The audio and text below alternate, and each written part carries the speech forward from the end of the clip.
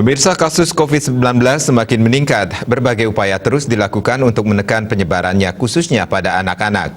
Dalam bidang kesehatan, salah satunya diwujudkan dengan menyediakan layanan konsultasi kesehatan anak yang dilakukan secara daring.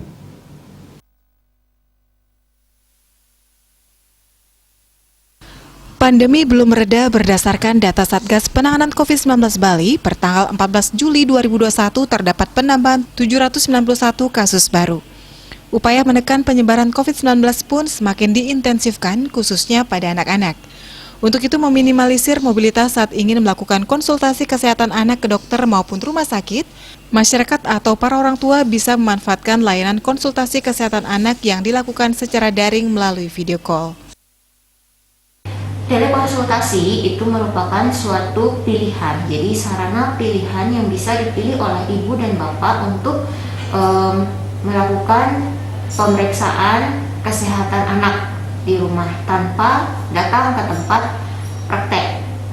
Dan itu tentu saja ada positif, ada negatifnya ya, ada keterbatasannya, ada keuntungannya juga. Nah, di sini setiap dokter anak yang praktek di telekonsultasi, di aplikasi ataupun di rumah sakit yang menyediakan sarana ini, itu sudah punya surat izin sesuai dengan tempat kerjanya. Dan keuntungannya adalah ibu dan bapak bisa konsultasi seperti halnya datang ke tempat praktek, kemudian mendapatkan resep obat juga seperti halnya datang ke tempat praktek, dan bisa dilakukan penebusan obat itu di apotek terdekat atau apotek yang dituju. Nah, itu keuntungannya untuk konsultasi secara video call atau telekonsultasi tadi. Namun, jika dirasa oleh dokter yang melakukan telekonsultasi perlu dilakukan pemeriksaan secara fisik langsung, maka akan disarankan untuk datang ke tempat praktik dokter yang bersangkutan atau dokter terdekat dengan diagnosis yang sudah dibuatkan. Jadi kami berkewajiban juga membuat suatu medical record, jadi suatu rekam medis seperti halnya praktek biasanya. Jadi itu akan dikirim lewat email.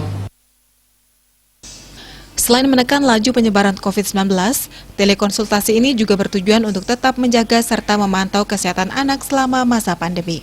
Para orang tua bisa mengakses layanan telekonsultasi dengan menghubungi dokter anak atau rumah sakit yang bersangkutan, maupun dengan mengunduh aplikasi digital Primaku yang didukung oleh Ikatan Dokter Anak Indonesia.